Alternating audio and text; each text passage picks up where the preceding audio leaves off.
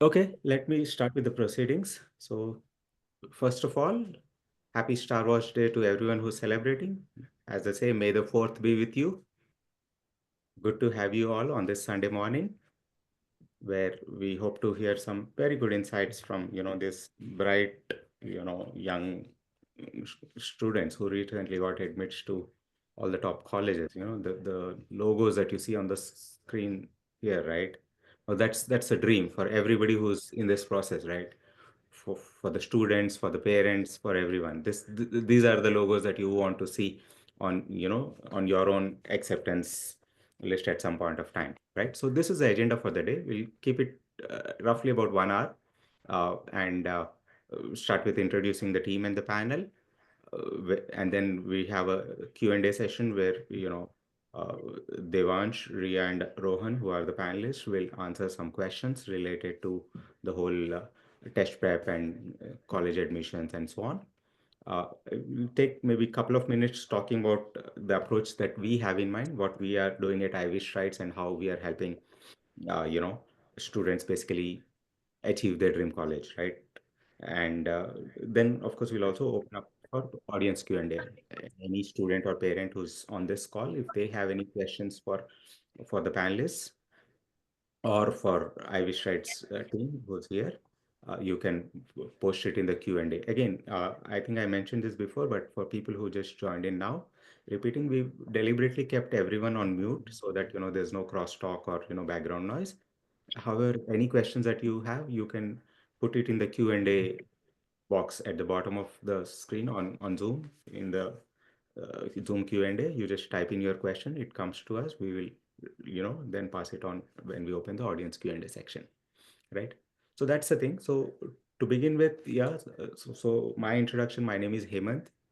Some of you know me already, but for those who don't, yeah, so I've been an entrepreneur, for 25 plus years, a graduate of BITS Pilani and ISB. ISB, of course, I did an executive program there. And more than my professional career, I think I identify myself as a passionate educator. This has been, I have a strong background in physics and maths, right? Been always in touch. Was very good in my school and college days at cracking exams, right? So I've been a passionate educator. I've worked very closely, of course, teaching my son when he was growing up, to other students, in my community, in my close network of friends and family, right? And then with that background, right, we thought IvyStrides is the right, next project for us, right? And this is something that, we want to do. Rajesh, of course, he'll introduce himself in a bit, right? But for both of us, this is a passion project, and we want to do it for forever now, right? So this is our, what do you call, this is our final, uh, thing that we are taking up in our professional life, right? We will be doing it for many, many years to go. So we're passionate about this. So everything that we are doing, the foundation that we are laying and so on, right, is with that intent. Rajesh, if you can take a minute and introduce yourself, then I'll introduce the three panelists. Yeah, thanks, Hemant. Hello, everyone. My name is Rajesh. So, I also had been an entrepreneur a couple of times through my 25 years of journey. And, I'm also a graduate from BITS Pilani. Of course, myself and Hemant studied from the same college. And, just about a year back, I also have done, I think I know somebody mentioned about UPenn. Riya, I think, yeah, so I did my executive education CTO program from UPenn Wharton Business School last year, which is a remote program. And yeah, so I'm also equally passionate about education. I worked on edtech startups before, prior to this. And, I'm also, a social entrepreneur, you can call me as, because, I kind of also contribute, raise funds towards, educating rural children. For the last 4 or 5 years, I've been educating. I think I kind of helped educate about 140 underprivileged children in the base out of India. So yeah, that's a CSR side of me. So yeah, both me and him have come together for IvyStrides to kind of really help students, who are aspiring to get into Ivy Leagues, extend the required, help and support, through a technology platform, so that they can realize their dreams to get into these Ivy League schools. Yeah. So yeah, I think that's all it for my side. Yeah. Good to see you all, and a warm welcome to all of you to IvyStrides. Wonderful. Thanks, Rajesh. Yeah, so it gives me great pleasure to introduce Devansh. He's on the screen today. He's also joined this call. So thank you so much, Devansh, for volunteering to share your experience with young aspirants. It's, of course, also congratulations on, having such a dream acceptance list. I mean, UC Berkeley, USC, Duke, UT Austin, Georgia Tech, Emory. I mean, these are all dream colleges for everyone who's on this call today, right? But congratulations, very well done. So proud of you, right? So have you decided which college you will be joining and in which program, Devansh? Yeah, so first off, thank you guys so much for having me on here. Really appreciate you guys taking the time to invite me on here.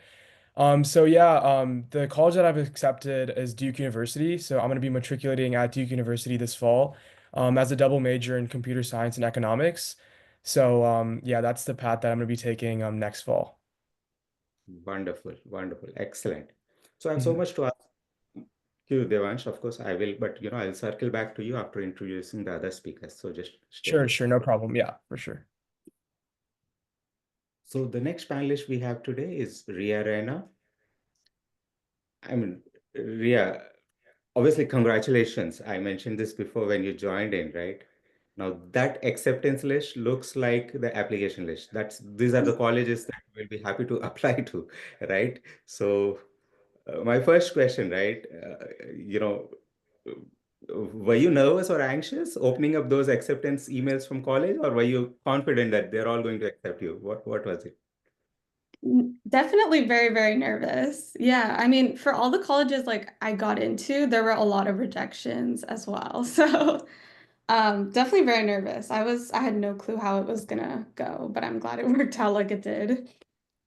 Good, good. In fact, that was my next question, which you answered. So I wanted to ask you, do you know how a rejection letter looks like? Because it just looks like if all the top colleges have accepted you, right? Because for a lot of other people, right, you only see you open up, especially, when I was going through this experience, right? I was based in India for my son, and the results would come middle of the night India time, right? At 2 in a.m. or 3 a.m. or whatever. So you wake up, open that email as a family, sit together, and then you see his rejection letter, right? So it's like obviously very disappointing at that point of time, right? So yeah, good, good. So congratulations once again. Have you Thank you. decided which Yeah, program? I'm wearing the hoodie if you can see. I'm going to Penn. Wonderful, wonderful, excellent, super. So let me circle back to Riya after I introduce our third panelist, Rohan. Hi, Rohan. Good morning. Hi everyone, good morning. Rohan, thank you. Thank you. It means a lot that you have volunteered to help the next next batch of students that's going to follow you to maybe some of these colleges, right? So thank you so much. Of course, congratulations. How about you? Have you decided which program and college you're going to attend? Yes, I have. I'm going to go to the University of Arizona. So I applied to their BSMD program. So I will be attending the undergrad for 3 years, and then I've received acceptance into the College of Medicine Tucson. So I'll be going there for 4 years afterwards, and I do not have to take my MCAT, and so I'll become a physician. Wonderful. And is this also with a full scholarship? This is not, but it's pretty close. I got a lot, so Super, super. So I'm sure your parents and everybody is very happy, right? So congratulations. We are also very happy for you. thank you. So, Rohan, test prep, right? As you know, IvyStrides, we're helping students in their journey to get to their dream college. We're starting with test prep, right? Speaking about test prep for a second, right? So how did your, typical prep routine look like alongside schoolwork? Because I understand high school is busy time, right? You have so much to do, right? So how did you fit in the test prep in this whole process, right? Or did you, because many schools say that preps test scores are optional, right? So how much of an attention did you give to it? Starting off, I feel like this was my main issue is I didn't put in all the effort that I needed to. I was more relaxed because I did good on my practice tests, specifically for the SAT. I was taking it. But I just didn't focus too much until I realized I really needed to focus way more because my score wasn't what it wanted to be. So then I switched to ACT, and that's when I just took repeated amounts of tests, and it really helped me because I found a strategy that worked for me for each section, and that's really what helped me. And so that was typically near the end of think it was the end of my junior year. I really focused on ACT. I took a lot more practice tests than I did for the SAT, and that just helped me get a really high score. Got it. Got it. Yeah, so obviously listening to your answer brings in a lot more questions in my head, but I think I'll circle back to you. Let me uh, for the couple of people who joined in late, right? Just showing you these two slides again. So Devansh, Riya, and Rohan are the three panelists on the call today, right? And this is the agenda that we're going to cover with them today, right? So Devansh, right? I see that you have written SAT, right?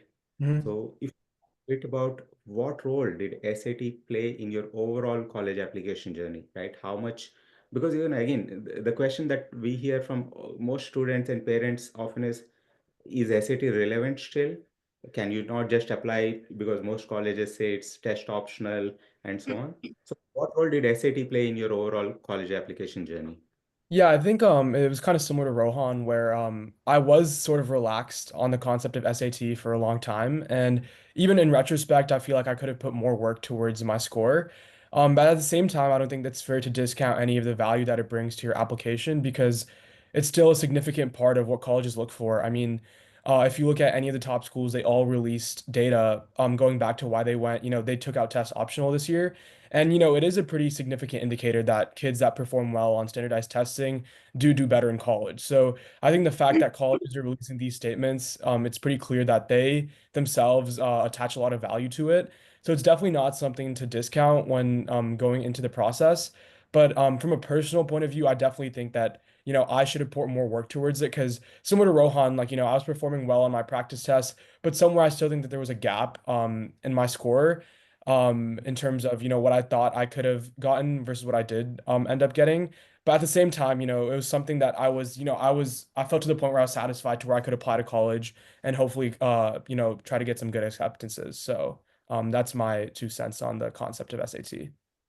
Excellent, excellent. And I hear you when you say that, the performance on standardized tests, right, is also relevant for college. For example, we have some students, right, who come in upfront and say, listen, I'm not targeting to get into Ivy League schools and some of these top schools, right? I want to go to my, in-state college, and so is this still relevant to me, right? And what we tell them is, I think the fact that you're being tested on these, especially in SAT, right? You are only being tested on math skills and some reading, writing, comprehension skills, right?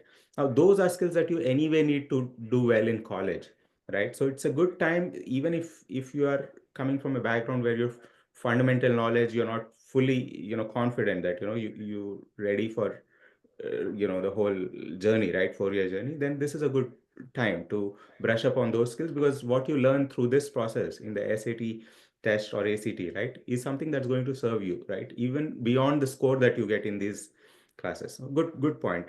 So would you also tell us, Devansh, how many times did you take the SAT, and if it was multiple times, uh, or just once, and in which year and months, right? When you were in grade Yeah, 10, grade 11. yeah, so actually that's a good question.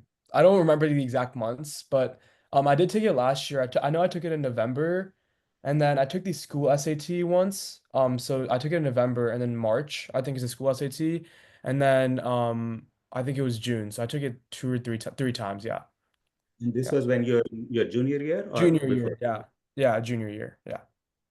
So do you think this retaking, did it help improve the score? Are you using the super scoring for your So yeah, I applications? think it did help because what I did is I had my cumulative score, but then after that, I was just kind of going to improve my super score.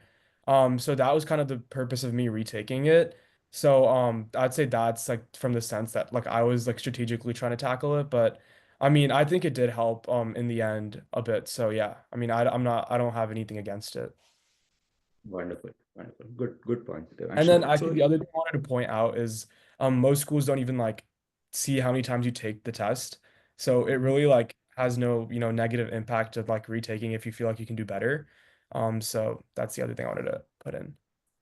excellent, excellent point. In fact, College Board, puts out detailed statistics reports on how many people are taking tests, how many people are reporting, and so on, right? So the average has been closer to 2 than to 1, right? So more number of people repeat the SAT, right? Especially with the super scoring model that most colleges look at, right? So if you get, let's say, for example, 750 in maths and 700 in the reading writing once, right? And if you repeat and the scores flip, right, then your total score gets counted as 1500 and not as 1450, which even if that's your best score, right? So that's how super scoring works. We can, of course, for people who don't know what it is, we can talk more about it later, right, or offline. Yeah. So thank you, Devansh. So Riya, right? So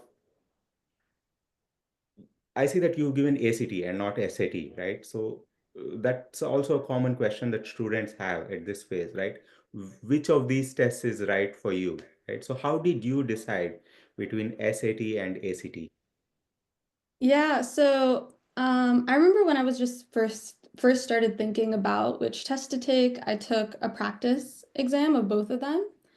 And I had just done quite a bit better on the ACT. I think what I found in my personal opinion was that the ACT has a little bit harder science and math, but easier English and reading, which just worked better for me. And I was kind of struggling on the SAT, like English section. So um, I was just doing better on the ACT, and I don't think there's a real bias for either of them in the college admissions process. So yeah, I just went with that. Good point. Good point. Yeah, so again, the kind of students that we see, right? So some people inherently have a fear of mathematics, let's say, right? They may feel that, yeah, I'm okay with my verbal, my, other skills, but I don't really particularly like maths. Probably is also the reason that they have a certain major in mind that they want to pursue in college because they want to avoid maths and so on. And there are students who are exactly on the diagonal end. Probably, that's what Riya was hinting at when she said that, she was comfortable doing more maths, more sciences, and wanted to keep the English comprehension, reading, writing to a slightly lower level. So yes, in that sense, it makes sense to go for either SAT or ACT. You can decide based on those. Of course, our counselors will help you make that decision. We also give out a couple of, diagnostic tests on both SAT and ACT, which students can take and make that choice. So thank you, Riya. That's a good point. When you talk about preparation right now for ACT, for any of these tests, right? So would you tell us a bit about what are the tools that you use, websites, third-party tools or textbooks, or any other strategy that really helped you, right, in this process? So how did you Um, prepare? yeah, I guess I should just be pretty honest. I did have like a tutoring like third party that was helping me. But the main thing that really helped me from them was that they were able to supply me with full-length practice tests. And that's how I did most of my studying because I think at that point I had learned all of the actual content of the test. It was really just taking a lot of practice tests, learning the format, learning little tricks. So I think the vast majority of my prep was just doing practice. Yeah. And then like looking at what I got wrong and improving over time. When you say a lot of practice tests, would you quantify it a bit? So how many are we talking? Are we talking 5, 10, or are we talking much more? So I was probably doing like 2 a week for like a month, 2 months maybe. I think that was about it. Yeah. it's approximately 10 to 15 tests. Yeah. Okay. Sounds good. Sounds good. Yeah. So, that absolutely we agree with that approach, and which is what at IvyStrides we focus on giving a lot of practice tests. With SAT, what happened is they recently moved to the all digital format, right? So the traditional resources, the textbooks and so on, which you could go and buy, which had a lot of these practice tests, that doesn't hold good anymore, right? Because the digital SAT format is slightly different. The way you access calculator, in one of the browser tabs and so on, right? So it's a bit different. So the whole practice test module has changed in the digital SAT realm, and that's one of the areas where we are helping all our students, right? So I have a few more questions, both for you, Devansh and Riya. I'll just come back to you after I speak to Rohan. Rohan, so you were talking earlier a bit about, how how your typical prep routine looked alongside your schoolwork, right? If you can also speak a bit more about how are you managing time for academics, extracurriculars, test prep? So what are the other things that you were doing, right? Because again, high school is a busy time for students. So what were the various things that you were involved in? How much time was being spent on each of these activities, and how were you managing the time? Yes, I remember during this testing frame, it was very hectic, but you need to find time to get in the work if you want to, get a great score because ultimately these things, these test scores, they help you get your foot in the door. So that I think that's very important that you focus on that. So I think I started in March and then I took my test in June. So I had like 3-ish months. But these months were busy with schoolwork. We had a bunch of extracurriculars. I had music extracurriculars, shadowing at hospitals, working at hospitals. So balancing all that with schoolwork, with AP testing later on in the year was difficult. I'd say weekends I was definitely working on like a good portion of the tests or looking through. Sometimes like I wouldn't finish the whole test. Maybe I'd do like a section, look over that, see what I missed. I watched YouTube videos a lot of other people who got perfect scores walking through how they did each sections. That helped me a lot. Starting off, I focused on accuracy. So I would just look, making sure I know which answer is right, um, ignoring the time frame. That was my strategy. So starting off, I'd say the first 2 months I did it that way, just focusing on accuracy, and then I would shift more into within the time frame, which is the real challenge of these tests, getting the right answer in the time frame. And so then that was I'd finished that right before my test as well. So I'd say May and then early June, right before the test, that's what I was focusing on. So then that I had a lot of time because it was the summer. Managing it during school wasn't that bad because you have weekends, and just a little bit here and there during the weekdays as well is what I did. Right. And did you take the test only once, or did you also repeat? I took the SAT earlier on the year and I had a good super score, but I wanted to improve my raw score. So then I only took the ACT one time and I did well. Good, good, great, great. Thank you. So during this phase, right, when it, I think you answer this first, Rohan, but I'll also want to hear from Devansh and Riya about this. Is were you self-disciplined all through your, let's say from your middle school to high school all along, or did your parents have to enforce discipline, right? Like restricting your gaming or access to social media or TV times and things like that. So how was that journey? Because we have many parents on this call too, right? So everybody wants to know what are the real, what's the overall approach or the process looks like.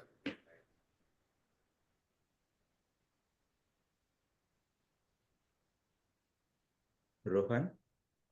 Oh, sorry. In my opinion, I was I was very self-driven. My parents never really had to get too involved with restrictions and stuff. I mean, as a student, you know what to prioritize. It's just if you're willing to do it. So from at least on my side, my parents were very hands-off. They would help me if I ever needed it, but I'd have to reach out. I was just very self-driven, so I never really had that enforcement from them. Got it. Understood. How about you, Ria? Honestly, for me, I think time management and just kind of planning ahead is one of my weaknesses. It's definitely something I've had to work on a lot. I have like sometimes gotten distracted and procrastinated a little bit, but I think it's good if you have like parents, friends, teachers, anyone that just helps you kind of stay on track sometimes. And definitely from like ninth grade to 12th grade, I've improved a lot. Just I have like a calendar now where I put everything, and it's gotten a lot better over the years. And I think it's one of the most important skills as you go through this whole college admissions process, because it's really hard to just balance like essays, SATs, schoolwork, extracurriculars. It's a lot. So that's like if I had to give one advice to incoming students going through the process, it would definitely be plan well and plan ahead of time.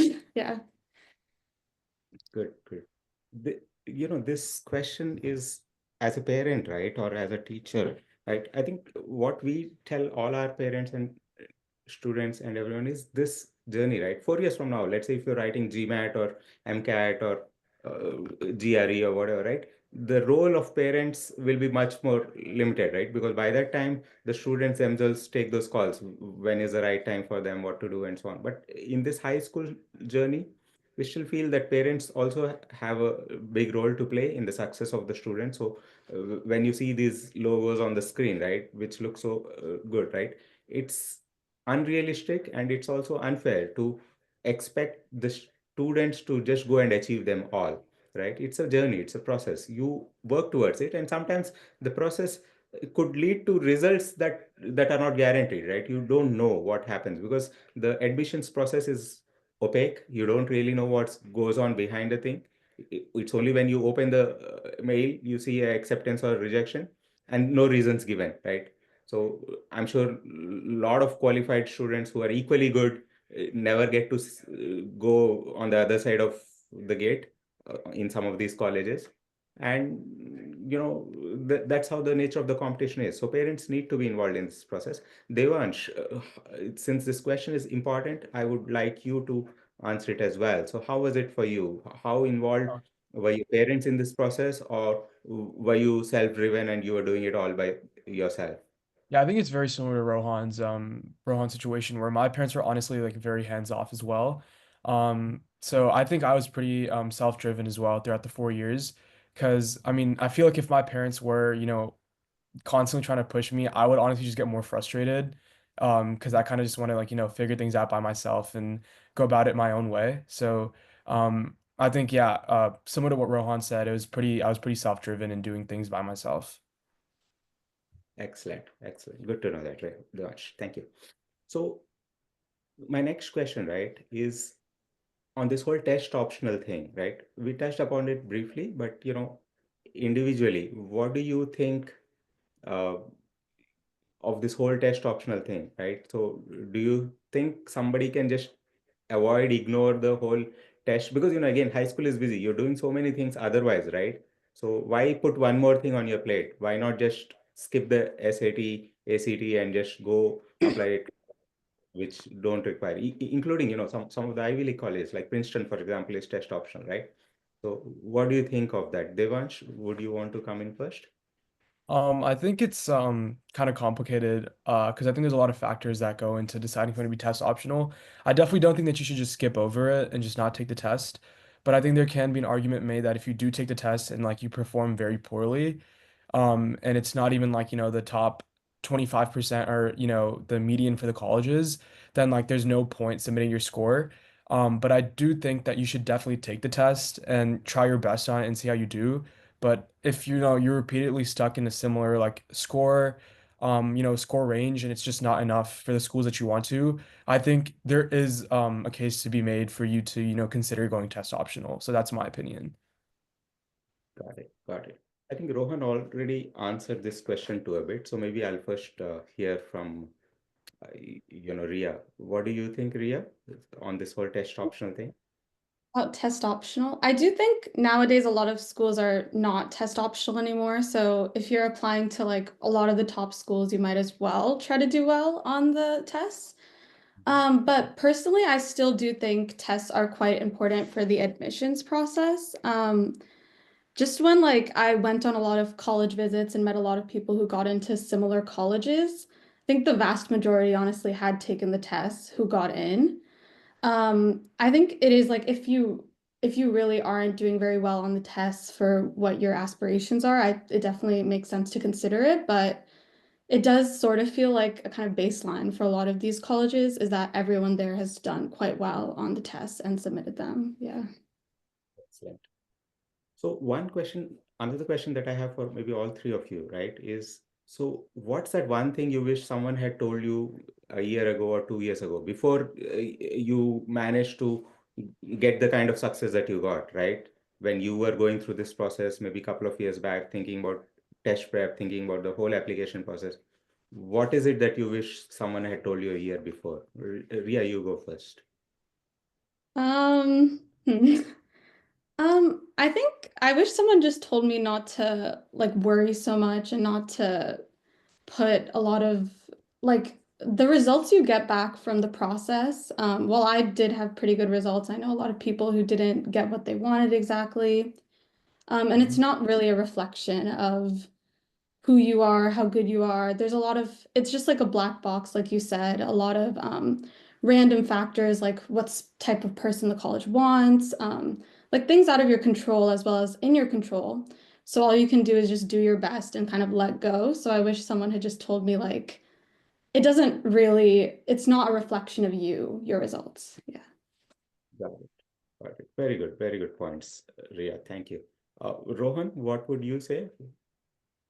So my track was all the BSMDs. So I had to apply to a lot of schools and I was very stressed and during that part. So maybe just like not being as stressed during the application process with all the schools that I did end up applying to and the med schools. And then as well, I wish I focused a lot more on my pre-SAT because the PSAT, when you're applying to such competitive schools and including med schools in my case, every small thing that you don't have that someone else has could be the difference maker, right? That's why I recommend you do take the test, SAT and AC or ACT, just to have a reason for them not to worry about you academically. I just fo wish I focused more on the PSAT. I took it lightly. But having national merit is could be a differentiator between who a college selects. So that's what I would have focused on more if I could go back. Brilliant, brilliant. Excellent points. Excellent points. Thank you, Rohan. Devansh, would you answer that as well? So what is it that you wish someone had told you a year or 2 years Um, back? Yeah, so I think one thing that's really important, I wouldn't say it's overlooked, but I think it's really important is your writing skills. I think that I wish from like, a earlier stage I was focused more on my writing skills because it's definitely something that I feel like I do because I was an avid debater in high school, so I definitely think that I had like a decent amount of writing skills. But during this process, when you're writing so many essays about so many topics and it's all introspective, looking at yourself from and then when you have to analyze yourself and everything that you've done your entire life, it's definitely difficult if you're not like a good writer and you haven't written those types of things before.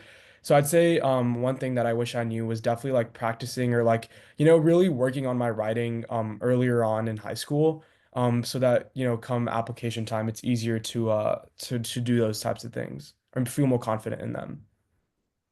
Got it. Got it. Okay. Thank you. Thank you. So we will have audience Q&A. So everyone who have any, if you have any questions for us or for the panelists, just put it in the Q&A box and we'll take it up in a bit. Before I move to the audience Q&A, right? I'll maybe spend a couple of minutes talking about IvyStrides, just for people who already signed up with the students who signed up with IvyStrides, they know about it, but there are a few on this uh, discussion today who may not know. So for their benefit, I'll quickly just spend a minute or two, right? So as we heard, right, in the last half an hour, right, uh, it's a dream, right? College still matters. You will keep hearing things about in press, right? So many people saying that dropouts. People are incentivizing some students to drop out of college. College is not needed anymore, and so on, right? So that's a thought, right? However, our own view is college still matters. This is still the best 4 years that you're going to spend in your life, right? And as preparation for that, the 2 years that you have, right, before that, the high school years, right from the time when you enter your grade 10, if not grade 9, right, and to the time you put in your applications, right? Now, just before this webinar started, right, we asked all the panelists, how was the day? Is it busy and so on? Most of them said, no, there's not much to do. So once the application results are out, right, the load suddenly drops. So the time from the summer of the year after your ninth grade, right, till you put in these applications, it's also the toughest time, right? You need to be really focused so that you have a great 4 years at college and you have a great life afterwards, right? So everybody's dreams are more or less the same, right? We all dream that I want this, I want that, right? But then what matters when it comes to success, right, is do you have the intent? Do you bring the intent? So that's what we say at IvyStrides, that everyone who come to this stage in their life, right, you bring the intent, will bring the results, right? Because results come when you marry that intent with a certain process, right? The process could be, sometimes it's hardware, right? The kind of courseware that you prepare, the number of hours that you put in, and so on. Sometimes it's more softer, right? So all of that, right? So we'll take care of the results part, right? You stay committed to the intent, right? Then a common question that we hear from people is why or does SAT matter at all, or why it matters, right? I think the panelists, all three of them did an excellent job explaining that it does matter, right? So you can replace SAT with ACT, that's fine, right? So I put SAT here because for IvyStrides, we want to be in this journey of basically getting you in your dream college, right? However, you have to start somewhere. So we're starting with test prep, and within test prep with SAT, right? But over a period of time, maybe by next year this time, we could be your partners for the other aspects of college application process too, right? Then another question that comes is, when's the best time to take SAT? How many times should I do it? Should I repeat it? Should I give it after my 9th grade? Should I do it, after in my junior year, and so on, right? So what's the best time? So the simple answer that we have for that is, give it when you think you are ready to get your dream score, right? Since SAT matters, you're going to put it in your college application. You have some score in mind saying that, okay, I want to get this score, right? Whenever you think you're absolutely ready for it, go for it. College Board does not restrict the number of attempts that you can make. You can take as many times as you want. The tests happen like 7 times a year, right? Schools also conduct it. So you can do that. However, again, our advice is, treat this is not a 4-year Olympic thing, right? That I'm preparing for 4 years and at the end of it, I'm going to give a SAT or something. It is for some of the other tests, right? Like MCAT, right? For example, 4 years from now, whoever's taking MCAT, you need to prepare for that towards that end. SATs or ACTs are not like that. I think 3 months of intense preparation is enough. These are not very difficult tests by the standards of the rest of the tests that you take in your life, right? 3 months of preparation is enough. And because high school has a lot of activities, we still say that even though you can take it whenever you are ready, but we still advise our students to do the preparation over the summers when there is relatively fewer activities. You won't have high school homeworks and projects and so on. You may have a bit, but not as much as you have through rest of the year. So prepare through the summer months, give your best shot. This year, for example, SAT is happening on 23rd of August. Take a shot in August, right? That's just around the time when high school will be starting again, right? And this could be after your 9th grade. So anybody who's going to be in 10th grade this fall, right? Or 11th grade, that's the ideal time. For any reason, if you do not get your optimum score, because on the day of the test, anything could happen, then you have an option of repeating it, right? That repetition, again, we recommend do it after a year. Don't make it a habit that I'm taking SAT every 2 months, every 6 months, whatever, right? So keep it aside, whatever the score that you get, keep it aside, especially for students who are in grade 10 now or grade 9 now. You have time before you put in your college applications. So even if you wait a year and repeat it again, you will do well. The repetition process, of course, will be slightly different. You may go through different process altogether, where the emphasis will be more on tests and practice tests and so on than actually learning the concepts, because most of the time the concepts you already know, especially going through one more year of high school, you would have learned everything, right? So that's the thing. Then our batch is starting now. Many of you have already registered. The classes will start around 17th or 18th. Soon we will reach out with the tech details for that, how you can join in and so on. We're keeping the cohort size to small batches of 5 to 6 students, not more than that. All the resources will be provided by us. The tutors who are going to be working in these live interactive sessions, they're all experienced teachers. They've been doing it for 20 years now, right? And students who gone through these, work with these tutors have achieved their dream scores and dream colleges. So nothing to worry on that, right? We're also running we had an early bird offer, which has expired now. For people who joined this webinar, there's an exclusive offer. Quote, when you book for the summer batch, when you register for it, use the coupon code webinar, right?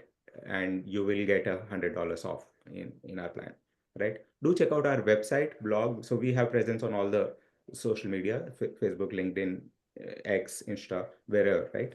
So, and what we do is on these things, right, is we just put in daily tips and tricks, something related to how you can prepare. So there are tips both for parents and students, right, on how to go about the overall college application process. We publish a lot of third-party summer programs, which might be of interest, and some of them are taking admissions now. You can register for them now. Like, for example, Harvard is doing something for students who are interested in AI, ML. UT Dallas is doing something for students who are interested in finance and trading and things like that. Right, so to follow us there, and we'll talk. Right, you will get to share updated. Now let's move on to the audience Q&A. Right, so the first and foremost, right? Again, the audience Q&A section is still open, so people who have more questions can put in there, right? So you can, if you have questions specific to a panelist, mention their name in your question, or if it's for anyone to address, mention it. So, right? So that's fine. So guys, the first question that we have is, what's the advice that you have for current juniors and their parents? Who wants to take that? Rohan, maybe? Yes, so I would say this summer is a pretty big deal. What I did during my summer after junior year, I went to Boston for a research program. So I would say try focusing a lot on research or something that you can do, maybe a passion project during this time because it's crucial to get that last stuff that you need to build your like resume, to build yourself up right before this application process. And then on top of that, this summer, the Common App will open sometime, I think, August, I believe. So just start getting your personal statement ready because those prompts don't change. And then if you're thinking of applying to a lot of schools, have time set out of when each school is due. Those will be coming out soon enough, but build your college list, get that done, and then finish up that last little tweaks in the summer to yourself by seeing what you're missing in your application, see what you personally want to grow, what you want to improve, because it's your last time to do it before all the essay writing begins. Excellent. Excellent. Thank you, Rohan. So my next question that I have here is, maybe Riya, you can take this up, is what role did essays, recommendations, and extracurriculars play in your application process? I think those three things combined are like a pretty large part of the whole process. I think the essays are very important because they kind of like humanize your application. It gives you a voice. So I would really recommend putting in a lot of time to those. I think that helped me a lot, starting early, preferably. I wish I had started in the summer of junior year, but I was kind of busy with the summer program as well. So I would recommend starting in the summer and just putting a lot of time into them. I think the recommendations are also quite important because you can write everything about yourself, but when someone else kind of independently can commend you like that, that's a pretty big thing. And they also, I think colleges will also kind of see if the person you write in your essays is matching with what someone else would write about you, like personality wise and all that sort of thing. And then I think extracurriculars are probably like the biggest part of the whole process, but I think that's more of a 4-year journey. And yeah. Thank you. Thanks. Yeah, good points. So, Devansh, I wanted to ask you, so this question is for you. So what was your biggest challenge during this process and how did you overcome it? I think the biggest challenge for me was honestly getting started. I think that's like honestly the most thing because I feel like in the summer, especially, there's so many points in time where I was like, okay, this week I'm gonna start writing my essays or doing whatever and all that type of stuff. And I feel like so many times you fall prey to procrastination or just something, in the summer your friends are hanging out, something's happening, something or the other, and it's really easy to, get pushed behind and not start. But I think the first time I just sat down and I wrote my first draft and it was terrible, but I think just like starting and just like putting pen to paper and just getting started is where it all starts from. So even though that first draft is like nowhere near what I use for my application, just getting that like thought train going in your head and kind of analyzing things from that point of view is really important. And so I think just starting somewhere is really important. So I'd say that that was the biggest challenge for me because I put it off for a really long time, and every week I'd be like, okay, I'm gonna start this week, and then I started I think around August or something like that. But I'd say for juniors, just start and work from there and really just get that the thought process going. So yeah. All right. Okay, thank you, Devansh. So my next question is, how is the prep process different between SAT and ACT? Can you switch between the two easily? I believe, Rohan, you have taken both, right? So can you answer that? Content wise, it's very easy to switch between them. I found success more in ACT, but the skills I used in SAT definitely did translate over. I would say ACT is more of a time crunch, but the questions are relatively easier in my opinion. Whoever you asked, it might be different, but that's what I thought. I thought it was a lot. The questions were easier, it's just the timing was very difficult for me. So they definitely do translate over. That's not that much of an issue, but you need the test strategies that you personally want to do with each section may change. Mine looked a little different for SAT compared to ACT. Like for the English section, this is my own personal opinion. You guys do not need to do this, but this is what worked for me. For the English section for SAT, I would read the passage first, but for ACT, I would look at the questions first. This is very different based on what you prefer, but that's what will work for me. But questions wise, very similar. Just the timing is the main issue. Got it. Got it.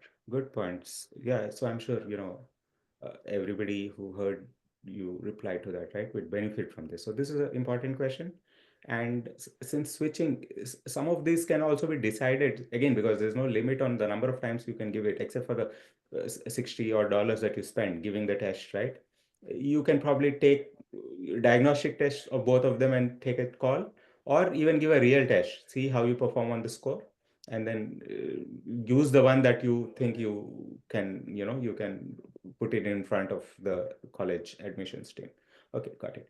So my next question is, what are some ways to best prepare? I think Riya, you are well placed to answer this, right? What are some ways to best prepare for the science section in the ACT? Is taking the science section beneficial or have any impact for future pre-med students? So maybe both Rohan and Riya, right? Answer that.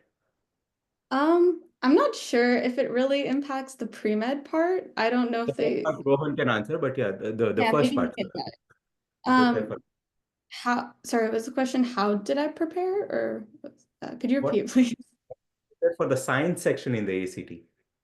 Okay. I did take it a while back, so my memory might not be the best, but if I remember, I think the science section is mostly just like how do you interpret scientific, graphs, figures, information, data.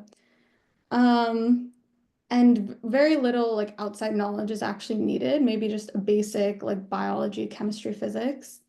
So I think honestly, maybe what helped me the most was just knowing some basic kind of statistics and how that worked, because it was a lot of interpretation. But in the end, it was really just practicing because the more you do it, the more you'll get used to the format, and the better you'll do on the actual test. Got it. Got it. So Rohan, while Um, you answer the other part, right? Also, there's a question specifically for you, which is to talk about the research program that you did in Boston, right? So people want to know if you are able to share more details on that. So yeah, go ahead. oh yes. And I just wanted to mention for the ACT, I think they were considering of removing the science section. So just FYI for future test takers, they might take that off. So just be aware. And then the summer program I did was RISE, Research in Science and Engineering at Boston University. There are a lot of summer programs that you can do during your when you make it to junior year, but you need to apply, and the application process can be strenuous. You have to do it obviously your junior year for these summer programs, and then later on for college applications as well. But it's really great because you get to do a lot of hands-on research. You get to work with faculty or with graduate students. And a lot of these programs are very selective to get into and they have prestige. And when you're applying to colleges, if you use that prestige, it's a great way to get in. We had one of our classmates got into MNTSI. It's at UPenn, and it's a great program to then has great odds of getting into MNT at UPenn. So there's a lot of programs like that, but you need to be careful that it's not those classes that they're trying to just make you take college courses there and you're just paying the money to live there and take the classes because honestly those don't really help you get into that school at all. You need to look for the very selective ones where there's an application process where a lot of kids apply and may not get it because it's competitive and the research that they do is super cool and unique. So just be careful when you're doing that, but that is an important part of your junior year when you're applying to those programs. Got it. Excellent. Excellent. Thank you. So, we have probably about 7 more minutes on this webinar, right? So audience, if you have more questions, put it in the chat box, Q&A box, and we'll take those up. The next question, right? I think Devansh, you can start first on this, right? Is actually, yeah, this is for all three of you then, right? So what advice would you give parents on how they can help but not get too involved in the students' test prep, specifically for students who are not self-driven, right? So does that resonate at all, or were you too self-driven to know that, I don't even know how that works kind of a thing? So. I can touch on that. So my parents actually did give me quite a bit of support throughout the whole process. Because yeah, like I said earlier, I'm still working on like time management, all that. But I think it was just more of like a check-in, just making sure I was on task. I mean, I did all of the actual studying, of course, myself, but it can help, depending on the student, to just have someone to check in and kind of guide them a little bit, in my view. Devansh, you want to chip in there? Or do you want parents especially? So any advice for parents? Should they be involved, too involved, stay hands off? What's the thing? Yeah, I think that one thing that parents can do is if the kid has any requests, that they feel like would help them, in the process, then they can definitely go out and, help them with that. For example, there's certain sections of like, math or reading where I would like ask my dad for help because I know he's like, good at certain things. So I just go and you'd be like, hey, can you help me out? And he would like put his stuff aside and like prioritize helping me with that. So I feel like just giving me importance and giving me, like time and prioritizing what I needed to do was pretty helpful. But other than that, I really have no, other advice other than that. So yeah. Excellent.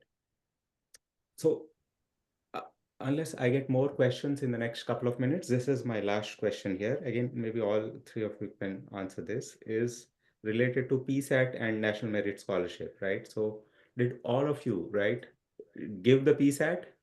Did you see benefit in that? How did it help with the National Merit Scholarship? Did you get that as well? And so on. So maybe since Devansh, the Yeah. mic is with you. Sure. I think this is similar to Rohan. I mean, at the time, I didn't really know the importance of the national merit and the PSAT, so I kind of just like took it blindly. So I didn't get national merit, and but I do think in retrospect that it's like pretty good. I know a lot of people who are going to like full ride to like a lot of state schools because of national merit. So I think it's definitely a good test to take and definitely a good test to focus on. But me personally, I didn't know the value of it at the time, and I didn't put enough focus on it, so I was not a national merit scholar. How about you, Riya? You take the PSAT and Yeah, I took the PSAT. I don't think I prepared for it very much, but I'd already taken like the ACT, so it was pretty easy following that. And I was a national merit finalist, I guess now, so I got some money, which is pretty cool. I think it helped me for sure because I put it on my awards section, so it was pretty good. excellent, excellent. Yeah, so even to the students who are with us now and to their parents, right? This is what we are recommending. So the preparation that you do for SAT is the same. You don't need separate preparation for PSAT, but it's highly advised that, you go ahead and register for PSAT whenever your school is giving it, right? Having that on your award section, like Riya mentioned, is surely going to benefit, right? So I have one more question, which is for Rohan, specific to the BSMD program, right? So Rohan, how did you go about picking BSMD program versus a regular undergraduate program and going for MCAT later on? What was your thought process as you went about evaluating options? So there are a lot of options for which BSMDs I wanted to. Frankly, I thought because the selection process is so hard, each school maybe has 5 to 10 seats usually. There's a couple exceptions, but 5 to 10 for the most part. A lot of the BSMDs are from 1 to 3% acceptance rates. It's harder than some Ivy Leagues. So it's very selective. So I'd say I had a big list and I applied to as many as I could. This is what my approach was. I applied to a lot of schools, a lot of BSMDs. Like I think I applied around 13, which is a lot. And then undergrad schools were more than that as well. I think 27 schools total. So this is what I did. It's a lot. You don't need to do that much. But BSMD wise, I would recommend applying as many as you can. There's a ton of essays. What I valued was there's a couple programs that you have to take the MCAT, but you need a specific score to get in order to matriculate to the med school. Some of the BSMDs, that score is way too high for their med school's average, so I didn't deem it worthy of my time to apply to those schools. And then some of them are conditional, so they will only guarantee you an interview and not acceptance to the medical school. So you need to read that fine print very carefully. Um, so there's a wide variety. And then I applied BSMD, not BSDO. They're different types of doctors, both treat patients, but different. You can choose to apply to both, your choice, but just know the difference between that as well. And yeah, and so my list was based on which med schools I thought were really good. Also to consider some are 6 to 8 years. So there's different 6, 7, or 8 year programs. So looking at the difference between those is important as well as seeing what you want. And yeah, I hope that answers your question. Thank you. Thank you. That does. Thanks a lot, Rohan. So my next question is, what do you think of the TAMS program, TAMS, offered by University of North Texas? Have you I heard of it? can I can answer this actually. Because I know a lot of like underclassmen and upperclassmen who went to TAMS. I think TAMS is good in certain ways. So I know a lot of people who go to TAMS because a lot of their friends go to TAMS and they think that, it's gonna help them get into a top school. But from what I've seen from kids that go to TAMS, the top maybe 5 kids go to like excellent schools at TAMS. Like they all go to like MIT, Stanford, Harvard, like, T10 schools. But the rest of them go to the same school as you would like if you went to like a normal high school. So I think if you're a student who's like truly like, exceptional and you're like outpacing everyone in your high school, you're top of your class, then it 100% makes sense to go to TAMS and it does help you a lot because it gives you resources beyond what you could get in high school. Otherwise, I truly believe that there is not much value in it. Because the rest of the kids, honestly, it's pretty similar to like the admissions, similar to high school. So that's my take on it. Got it. Good point, Devansh. So I have one last question for you here, Devansh. This is specifically asked for you of you. So Sure. Devansh, what made you choose to take a double major rather than taking a major and a minor? Is that a Um, decision taken already, or is there still flexibility? You could be changing that So later. actually, yeah, I think that's one of the things I really like about Duke. It's very flexible. So I did like I am taking a double major in CS and econ, and I think the main reason for that is the roles in like I want to pursue a career in finance, and I think that a lot of the roles in finance they require more technical foundations, and I think a computer science background really helps in that and having the fundamentals of a technological aspect down, especially in the job market right now. I think it's valued a lot having a lot of knowledge in computer science. So that's one of the main reasons I'm opting for the double major in CS and econ. But also, given like Duke's very flexible curriculum, I can take a minor or major in basically anything. So if I want to take a class on like Hinduism or something, I can go and take a class on it, and like there would be no issues. So I think given the flexibility, I wanted to opt for my interest, and that's why I decided to take the double major. So yeah. Excellent, excellent. So I think the formal Q&A, I think we'll stop here because everybody's committed an hour to this webinar. I don't want to stretch it much beyond that. So thank you very much for joining, all the participants, all the panelists. To the panelists, uh, I- so would you be available, because the students who are attending this session today, right? Some of them are putting in their applications this fall, some of them a year from now, and some even 2 years from now, right? So it's a long journey, right? So would you be open and available offline to answer some questions that they may have anytime during this journey? Can they reach out? So to the panelists, to the participants, reach out to me. I will take those questions and channelize to the right one because I don't want to just put the email and phone numbers on a public platform, right? Also, the students, they'll get a different life and get much busier in college with other activities, right? So they may not be available all the time. But to the panelists, right? Are you available, open to answers? Because not all questions could be thought through in this 1 hour thing, right? If something else pops up, can some of these people reach out to you, or through me? Can I reach out to you again to ask specific questions? Yeah, for sure. Yeah, Yeah. that works. Yeah. Right. Thank you. Good to hear that. So this is the thing, right? As youngsters, gives me great, joy to see someone so young like the three of you, right? Who are very successful in this journey, right? It's a process that takes many, many years. You spend, I'm sure, it looks like, one single slide, right? To put one logo on that, right? It takes 10 years, right? You work through it all through your high school, middle school, even before that. Some of the things that you put on your essays, admission process, like music, if you're doing and so on, you might be doing it for much longer period. So everything counts, right? So after going through that process, the part that gives me great joy, right, is you willing to hold the door, right? You got access, you entered the room, you're holding the door for other people to, waiting for them to also join in. So that's the best part about the three of you. So thank you so much for patiently answering these questions. Thank you so much for sharing your insights. These are very helpful. All the best on your college journey. I'm sure wherever you go, you're all going to do wonderful things in your life and in your careers. Look forward to working with you in your professional capacity someday, right? Maybe Rohan, you'll be a doctor, and Riya, I don't know which stream of engineering you're choosing, but we will be using your services in some way or other. So thank you very much on behalf of all the participants. I thank you, and glad have a good weekend, have a good rest of the summer, right? And a great career going ahead. All right. Thanks, everyone. We'll close the discussion now. You can reach out to us. You have our contact details. Reach out to us offline for anything. Any final words, guys, before you disconnect? Riya, Devansh, and Rohan. Just thank you for having us. This is super cool.